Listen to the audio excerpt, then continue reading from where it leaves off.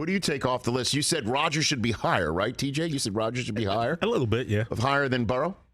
I believe so. Higher than Mahomes? So you'd swap Burrow and Rodgers? I would definitely swap Burrow. I just think, again, the only reason why I did that, again, is because Burrow last year won more must-win games than Rodgers. Rodgers didn't win a single must-win game if you just consider the playoffs. Right? Yeah, and that's a but weird Rodgers thing. did beat Burrow. I mean, that was a wild game, right? That went into overtime last year. But Burrow beat Mahomes twice. this was before Burrow started. I know, and I put Mahomes above him. I am just saying, this is my list, and it's weird this when one you is got to mine. defend those lists, isn't it? To use the private pile phrase. It's weird. There are many isn't other. it? There may be other lists like it, but this one is mine. I think if it's for this season, I'm going to take Rodgers out and put in Herbert, and I might even put Matt Stafford in there. I might have Herbert 4, and Stafford 5, and I lose Burrow and Rodgers. you lose Joe Burrow. I think so. I think Super Bowl loser the following season always takes a step back. Huh. You like the list as it is constituted. Yeah, because I look at it like this. Aaron Rodgers, to me, I'm not a Pack fan, but that guy, he does things and he makes throws that literally make me just go, what the heck was that? And neck up, too. Neck up. Yeah. You go to the line, you know he's not like, wait a minute. Yeah. I haven't seen this before. 15 So that's where times. I'm kind of confused because I don't think there's many better than him. Mark Andrews, James Conner coming up on the radio side. Still here on the old YouTube machine.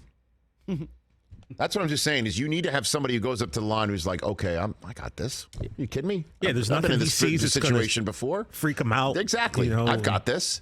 You need an I've got this approach, and I know Burrow hasn't done it all that much, but he's got this I've got this approach since he's left the womb. Since he started breathing. Since somebody slapped him on the behind. Yeah, but I mean, to start the whole process. I know we all like. I know we all like Joe Burrow. I know I do, but I said this a few months ago, and I I'm think all in on Joe. One way to kind of look at this, that they were 10-7 last year, right? And then they got hot. So we don't know if they were a good team or if they just got hot at the right time, which does tend to happen. But I think Joe Burrow is going to be the man, but. I mean, you have to see a little bit more of it for me to say I'd take him over Aaron Rodgers. I understand it. All I'm saying is I have having seen this, and you have seen it as well, when the Cowboys started turning things on. Mm-hmm. And when there's a championship team that starts turning things on, I'm talking about the triplet years. That's what I'm talking about. Let me go way back. That's right. That's what I'm saying. And people will be like, okay, all these young guys, we saw Aikman in college get it. Irv is Mr. Brash first down guy. Emmett, that a kid from Florida, sure, I get it. Great point. They got a good line. And then they started winning football games, and then they broke through. And maybe at the time, if there was a show like this, it'll be like, I need to see more out of Aikman. I need to see more out of this guy. Yeah. I just have a feel, and I know people are like, are you comparing the Bengals to the dynastic Cowboys? No. What I'm doing is I'm comparing them to a clear example that not only you, but all the Cowboys fans out there might be able to grasp and understand, and as all football fans, that there are moments where you could see a page has been turned and a championship quarterback along with a high-quality roster and other players around them, Jamar Chase being one, just throwing him out there. Joe Mixon.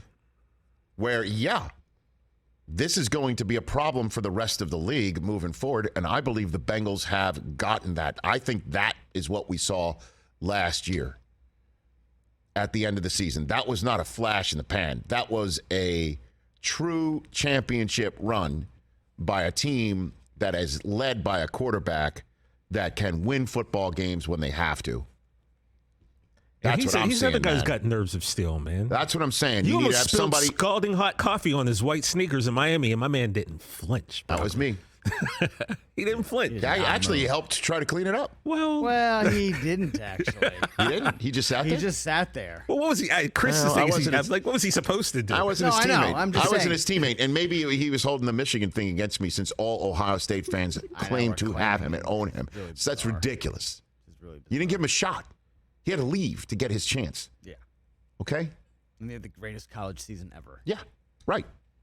And that's what made him the first overall pick. Not anything Ohio. The best thing that Ohio State did was let him go. No, but no, wait a minute. He thanked Ryan Day when he won his Heisman. Yeah, I get it. He's from Ohio. He's got an affinity for them. Bengals have a hard schedule. I know. So does everybody that's a first place schedule. Look at a first place schedule. It's tough.